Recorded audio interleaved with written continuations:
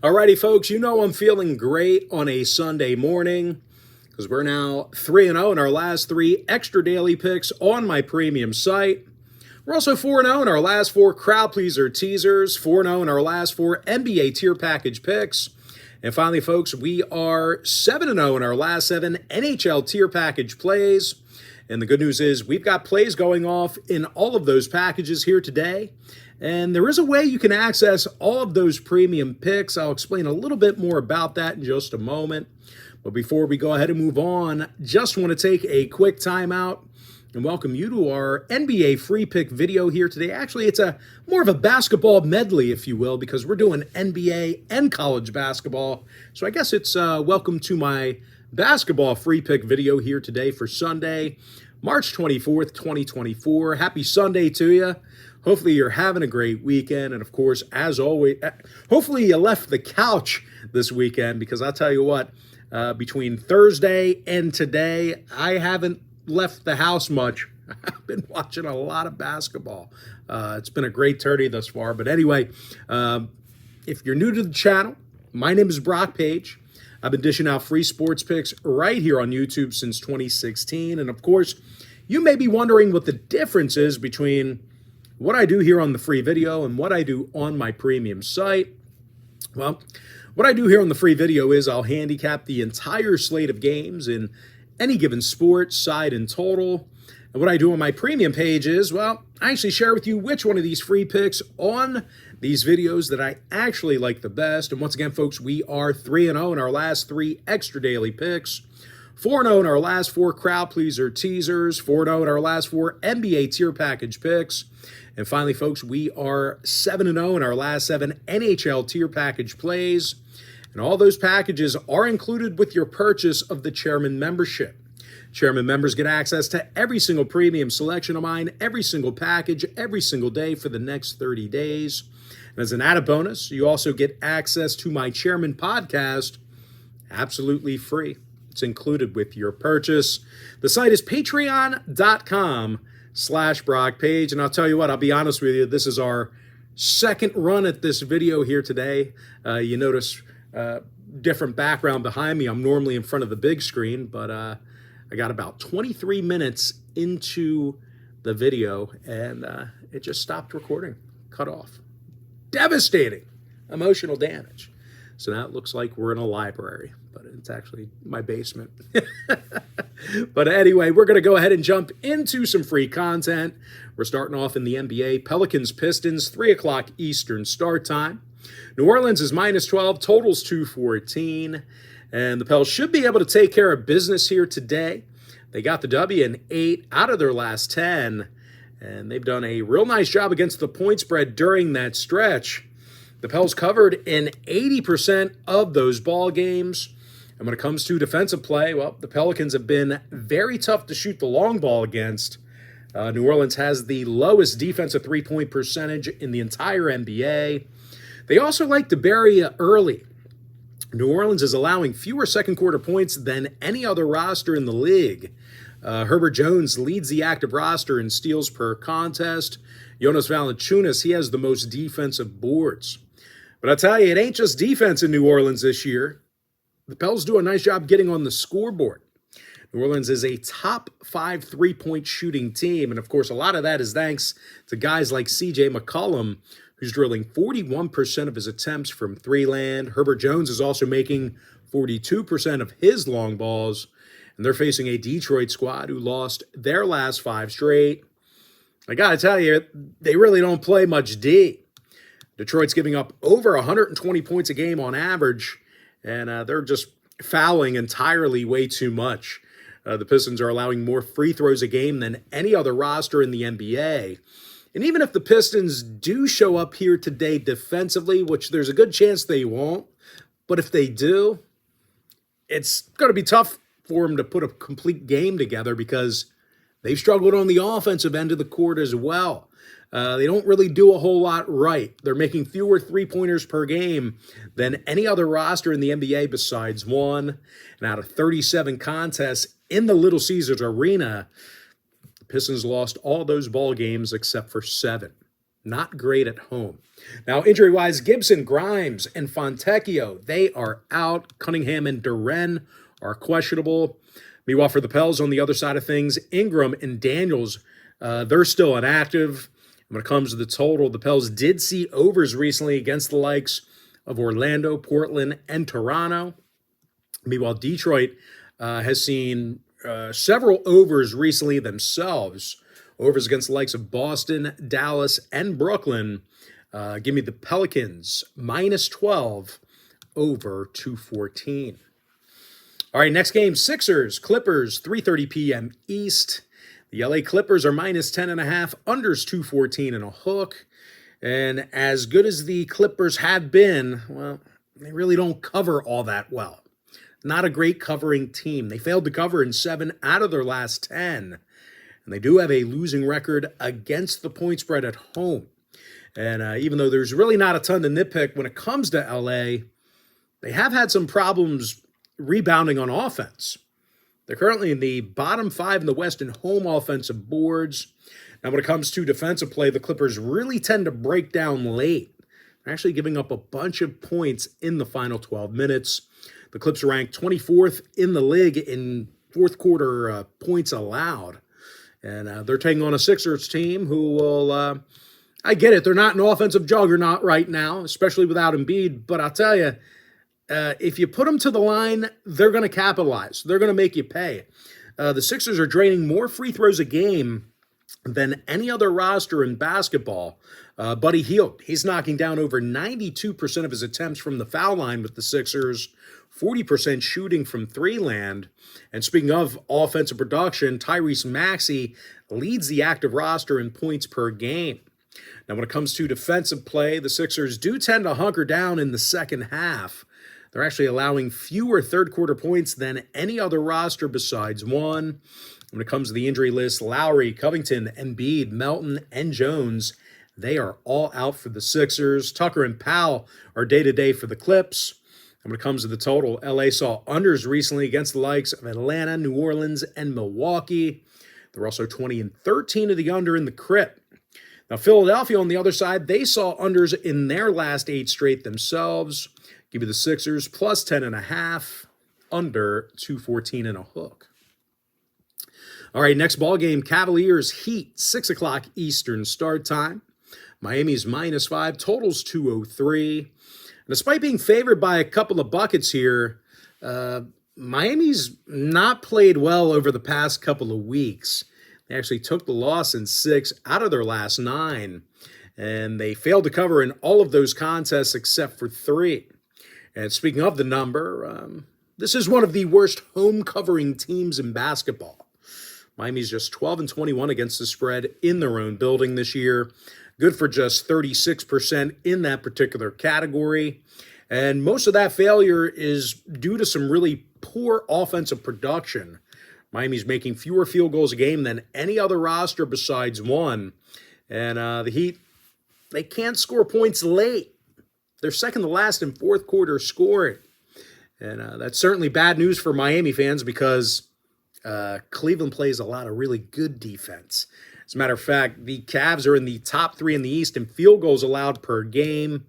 They're also giving up fewer second quarter points than any other roster except for one. Darius Garland's one of the leaders in the starting lineup here today in steals per game. Jared Allen's got the most blocks. And of course, when it comes to shooting the long ball, Cleveland does have several guys who can make it from long range. Sam Merrill, he's making over 41% of his three-pointers. You probably don't hear a lot of handicappers talking about Sam Merrill, but yeah, he's been dangerous from three land. Once again, he's making 41% of his three-pointers. Jared Allen, he makes 62% of his attempts from the field. And when it comes to the injury list, Mitchell, Jerome, Wade, and Strus, they're all still out. Evan Mobley's day-to-day with that ankle injury. Meanwhile, for the Heat on the other side, Love, Richardson, and Robinson are out. Hero's also inactive. And Martin and Jaquez, they're listed as day-to-day, so keep an eye on them as they are questionable to suit up. Now, out of Miami's last 9 outings, the under cashed in all of those contests except for one. Meanwhile, Cleveland went 65% to the under in all of their road games. Give me Cleveland +5, under 203. All right, next matchup, Warriors, Timberwolves, 7 o'clock Eastern start time. Minnesota's -3.5, totals 219.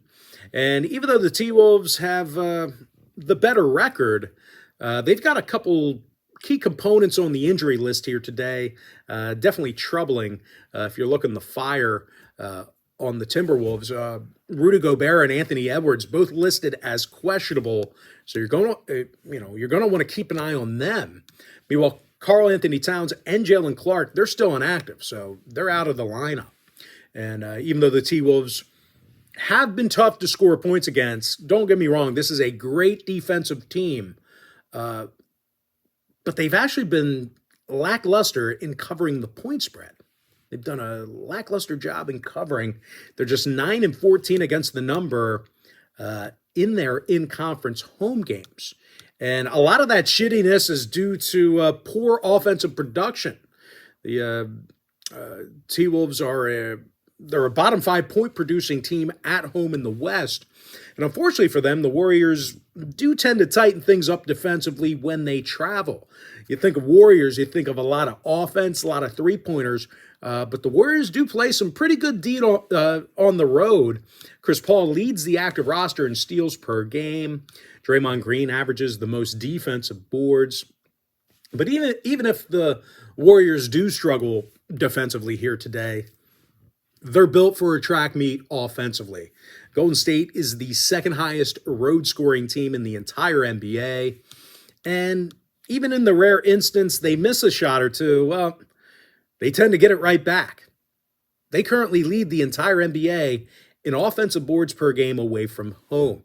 Now, Steph Curry is averaging a handful of rebounds per contest, club leader in scoring. And when it comes to shooting from long range, Steph is drilling over 40% of his three-pointers. That's really no surprise.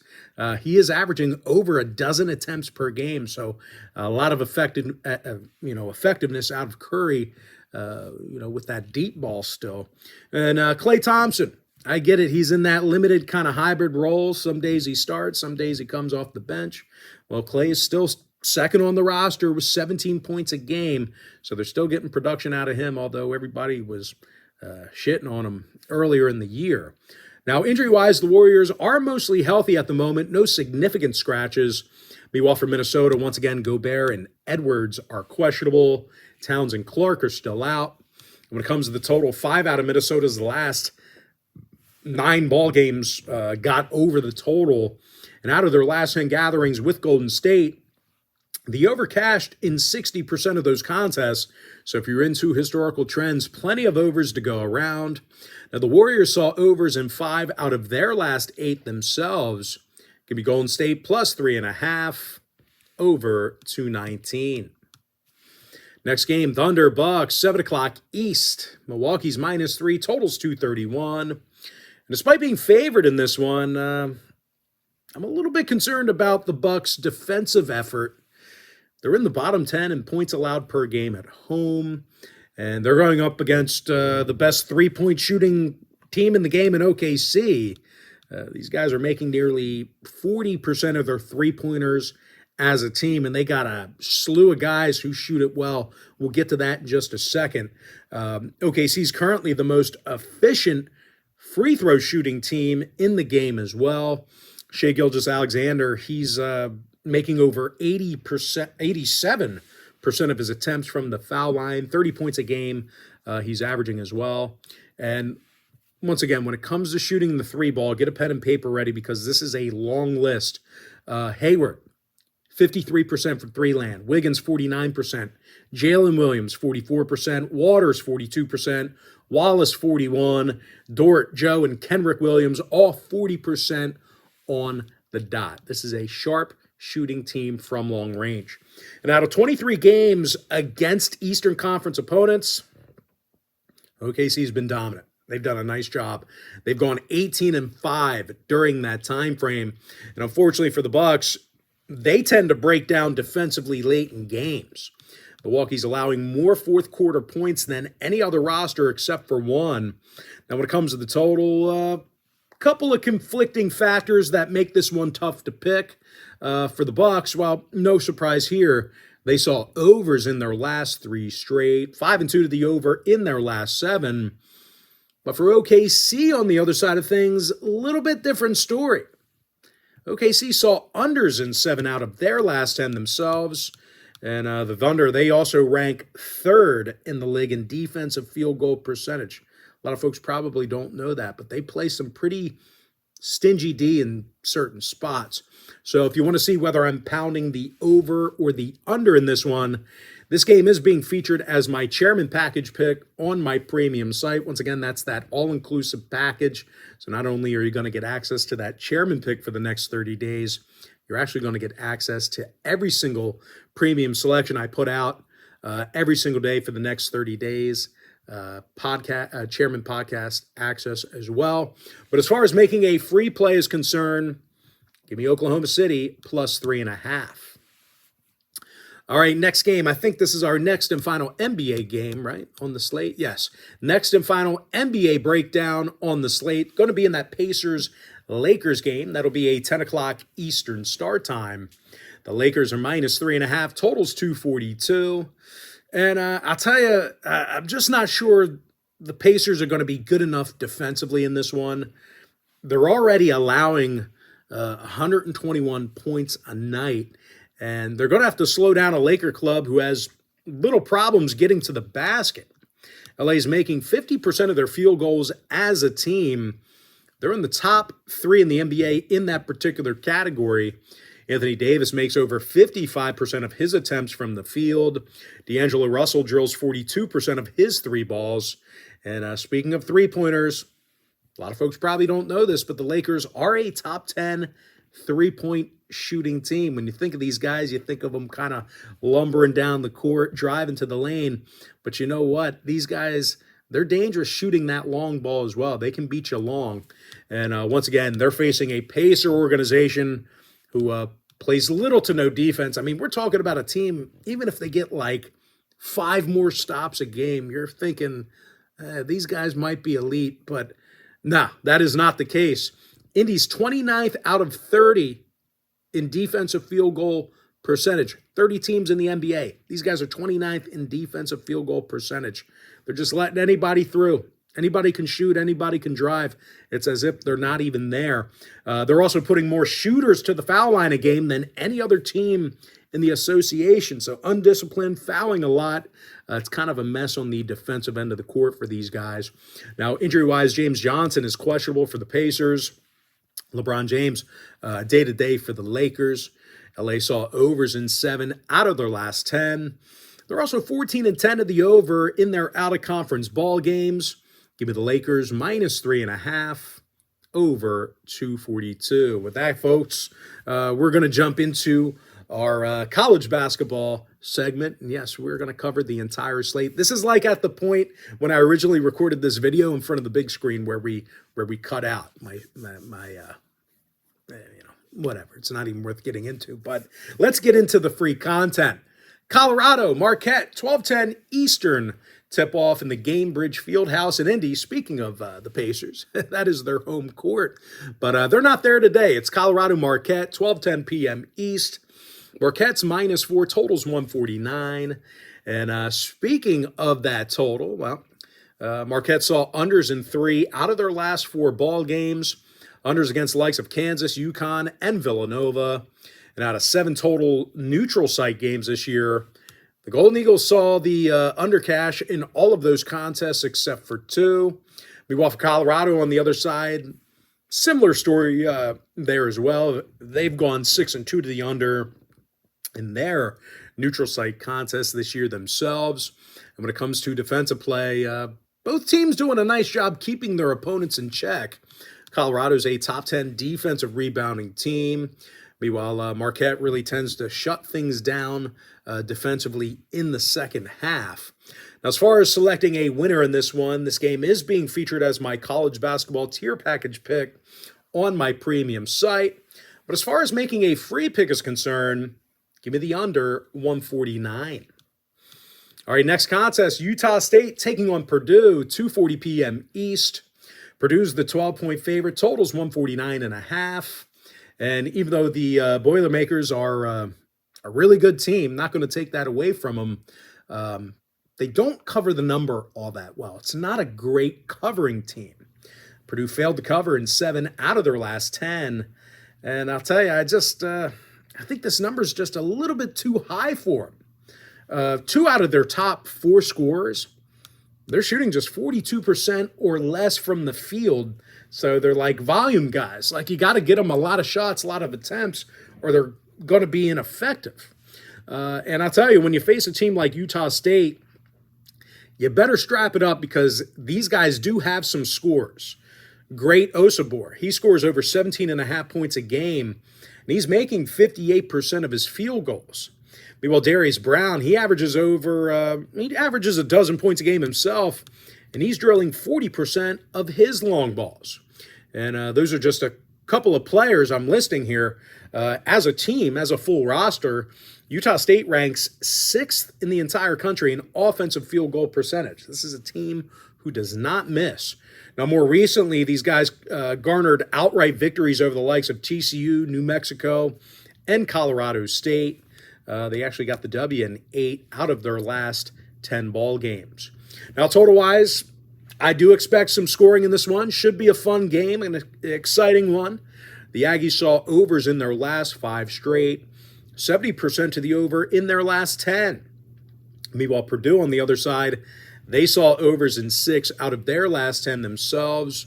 Overs against the likes of Wisconsin, Michigan State, and the Michigan Wolverines. And, of course, you're probably thinking, he's talking about Purdue. He didn't mention Zach Edey. Well, Zach Edey's good. He's dominant. But I think Utah State can keep it close enough. Give me Utah State plus 12 over 149.5. All right, next play. Next game, James Madison taking on Duke. It's the battle of the Dukies. And that's going to be a 5:15 Eastern start time in Brooklyn. The Duke Blue Devils are -8. Total's 148.5. And I tell you, there's really not much to complain about when it comes to Duke. Blue Devils are a very good, well-rounded team. But if we had to nitpick about something, they did fail to cover recently in big games against the likes of NC State, North Carolina, and Wake Forest. They're also taking on a red-hot James Madison team who has not lost a game since January 27th. This is a really hot program. They won their last 14 straight, and that includes a double-digit win against Wisconsin in the opening round of this tournament. Terrence Edwards leads the active roster in scoring. TJ Bickerstaff makes 62% of his field goals. When it comes to offensive production, the Dukes are a top 10 point producing team in the nation. And I tell you, it's not all just scoring with these guys.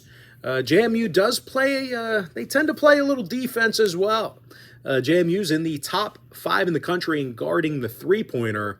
They're actually limiting their competition to just 29% shooting from beyond the arc. Xavier Brown's the program leader in steals. Noah Friedel, he's got the most blocks. And out of 6 neutral site contests this season, James Madison covered the point spread in all of those games except for 1. Now, total-wise, the Duke saw unders recently against the likes of Wisconsin, Marshall, and Georgia State. Meanwhile, Duke went 8-2 to the under in their last 10. Give me James Madison plus 8, under 148.5. All right, next game, Clemson, Baylor, 6:10 p.m. East. Baylor's -5, totals 144. And with this particular game, I do want to take a look and focus at this total. Baylor saw overs in 6 out of their last 10 ball games. And they've also seen plenty of overs on neutral site courts this year. The Bears are 6-2 to the over in their neutral site contests. Jalen Bridges averages a dozen points a game, 41% shooting from three land. And, of course, Langston Love, he's drilling 48% of his long balls. Keep an eye on Love. He has been banged up. I think you want to pull the trigger on him for this game. I think they've rested him up. I think even if at 50%, all you got to do is get open for a handful of shots. You got to get at least a handful of shots out of Love. If he can drop 3 of them, you're getting your money's worth. Now, Baylor's facing a Clemson squad who seen plenty of overs themselves. They saw overs recently against the likes of Wake Forest, Syracuse, and NC State. And, well, if you put Clemson to the foul line, they're going to make you pay. Clemson's a top 10 free throw shooting team. Now, check this out. This is an unbelievable stat. Out of 116 free throw attempts from Joe Girard III, he's missed only 6 of them. 116 free throw attempts, Joe Girard III, only 6 missed foul shots. That is unbelievable. Therefore, it should come as no surprise. Girard's also drilling 41% of his three-pointers. And what's wild is, well, Girard's not even the team's top scorer. That prize actually goes to P.J. Hall, who's averaging over 18.5 points a game. Give me the over 144. All right, next matchup. Interesting one. I think a lot of guys are going to be, a lot of folks are going to have their eye on this one. Grand Canyon taking on Alabama. That'll be a 7:10 Eastern start time. Bama's -6, totals 168. And I don't know, this could be a square lean. I might be a sucker, but this feels like a generous number for a Bama team who leads the country in scoring. The Tide averages an NCAA best 91 points a game. They're also drilling nearly a dozen three-pointers per contest. This is just an absolute offensive juggernaut, offensive menace. You better eat your Wheaties when you face these guys. Marcus Sears, he's averaging a team-high 21 points a night. He's drilling 43% of his attempts from three-land.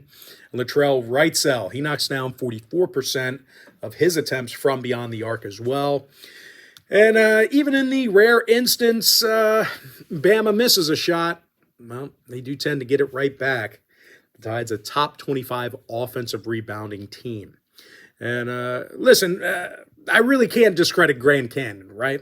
Like, this is a team that's playing good basketball, but obviously my big concern is strength of schedule, right? They've been beaten up on teams like Texas Arlington, Seattle, Cal Baptist, UT Rio Grande, like a lot of really small schools. So not their fault, right? They're in the WAC. They don't make their schedule, but they do decide what conference they're in, and those teams just aren't good enough. They're not going to prepare you for a team like Alabama.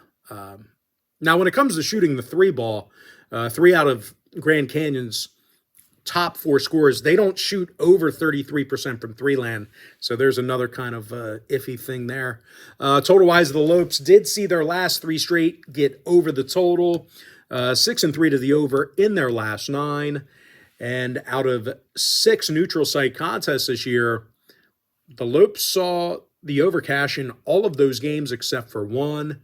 Now, Bama's gone 14-3 to the over in all of their contests away from Tuscaloosa this year. That includes neutral site games. We're talking about road games, neutral site, any game away from campus. 14-3 to the over. Lots of overs with these guys. Give me Bama -6 over 168. All right, next matchup, another one should be a good one. Northwestern taking on Yukon. That's going to be a 7:45 Eastern tip-off in Brooklyn. That's kind of important, right? Because Brooklyn, not too far away from Yukon, kind of going to be like a home game for these guys. Their fans travel well. Yukon is -14, so that is like a home team line there. Total's 135. And like I said, even though the Yukon faithful should be able to travel well to the Barclays Center, they will be very well represented. I just can't imagine. Listen, the Huskies are great, and Dan Hurley's a killer. He is. I'm just not imagining the Huskies steamrolling Northwestern to a 14-point win. The Wildcats have been a really good covering team over the past month or so. When it comes to the number, these guys do a great job. Out of Northwestern's last 9 ball games, they covered the point spread in all of those contests against they've covered the number in all of those contests except for 2. They covered against the likes of Florida Atlantic, Michigan State, and Maryland. And really where the Cats can hurt you is the 3 ball, right? That's the great equalizer. These guys are 8th in the country in offensive 3-point percentage. Of course, the best name in the game, Boo Buie. He's averaging 19 points per contest. He's also drilling 44% of his 3 balls. Meanwhile, the combination of Langborg and Barry, they're drilling well over 41% of their attempts from downtown. Now, when it comes to the number in this one, Yukon did fail to cover recently against the likes of St. John's and Creighton. So, they're not completely invincible when it comes to covering the number, although they have been a moneymaker this year, don't get me wrong. Now, total-wise, Yukon saw overs recently against the likes of St. John's, Seton Hall, and Creighton. Meanwhile, Northwestern saw overs recently against the likes of Minnesota, Iowa, and the Indiana Hoosiers. This lean isn't a knock on Yukon. It's a knock on the number. It's just a little bit too high. Yukon still might win by double digits, but 14, that's a tough spot for a Northwestern team who likes to shoot that long ball. They can get hot. Give me Northwestern plus 14 over 135.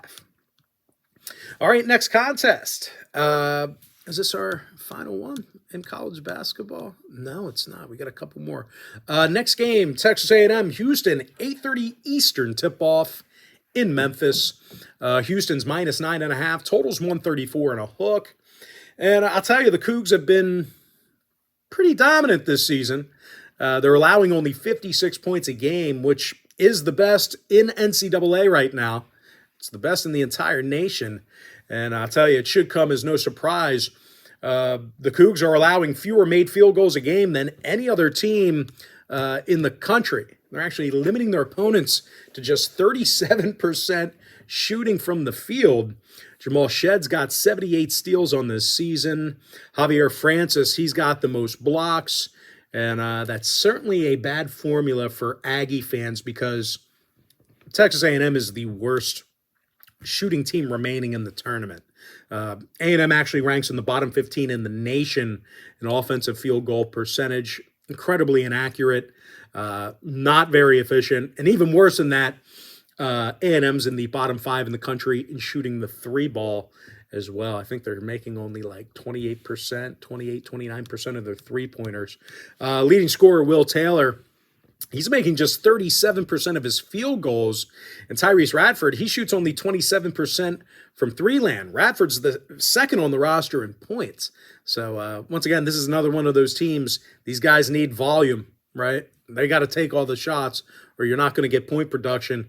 To be fair, those 2 guys are the only players on the roster who average double-digit points a game. So feels like Houston can really exploit that in this one, and I think they're going to do that.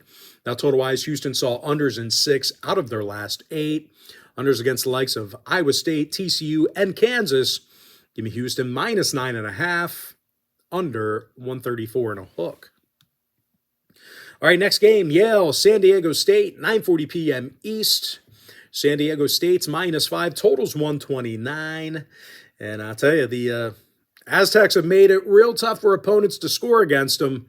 They're in the top 25 in defending the 3 ball, doing a great job from outside the arc. And they're also limiting their opponents to just 40% shooting from the field entirely. Lamont Butler, he has the most steals. Jay Powell has he leads the roster in blocks. Funny about Jay Powell, that's the guy's actual name. There's a guy in the area that I live, really good golfer. We call him Jay Powell, nickname Jay Powell. So it's kind of weird that there's a Jay Powell. Anyway, bad story. But anyway, listen, this ain't your grandfather's Aztecs this season. San Diego State, they got a couple of guys who can get to the basket. Jaden Ledee. He leads the program with, I'm thinking about Jay Powell. Guy's like, he's an incredible golfer, but he's an interesting character. But anyway, Jaden Ledee leads the program with 21 points a game. He's also shooting 42% from 3-land. Meanwhile, Reese Waters averages double-digit points a game himself, and he's making 90% of his three balls. And this is another one of those cases where I think strength of schedule's, going to hurt a team. And, of course, I'm referring to Yale. These guys failed to cover recently against the likes of Brown. Actually, I think Brown was twice, Cornell, and Princeton. And they do have a couple of key players who struggle shooting the basketball. Besma Bang, he makes only 24% of his three-pointers. Matt Noling's just 62% from the stripe. Now, when it comes to covering the number, the Bulldogs are covering in just 50% of their neutral site contests this year. Now, total-wise, Yale did see unders recently against the likes of Brown, Cornell, and Princeton. Meanwhile, San Diego State went 7-3 to the under in their last 10. Give me San Diego State -5, under 129. And with that, folks, we're going to jump into our quick pick recap. And I got a special one for you in the quick pick recap because we're actually going to throw in some NHL plays as well. So with that, let's go ahead and dive into it. Give me the Pelicans -12, over 214. Philadelphia +10.5, under 214 and a hook. Cleveland +5, under 203. Golden State +3.5, over 219. If you skipped right ahead to the quick pick recap, I have no free pick for you in the OKC-Milwaukee game. You're going to have to watch that. And give me the Lakers -3.5, over 242. Give me the under 149 in the Colorado-Marquette game. Utah State +12, over 149.5. James Madison +8, under 148 and a hook. I like the over 144 in the Clemson-Baylor game. Alabama -6, over 168. Northwestern +14, over 135. Houston -9.5, under 134 and a hook. Give me San Diego State -5, under 129. And with our NHL quick picks, give me the Jets -145, under 5.5. Colorado -1.5, under 6 and a hook. Devils +$1, over 6.5. Senators +1.5, over 6 and a hook. Florida Panthers -$1.55, over 6. Toronto +1.5, under 6.5 goals.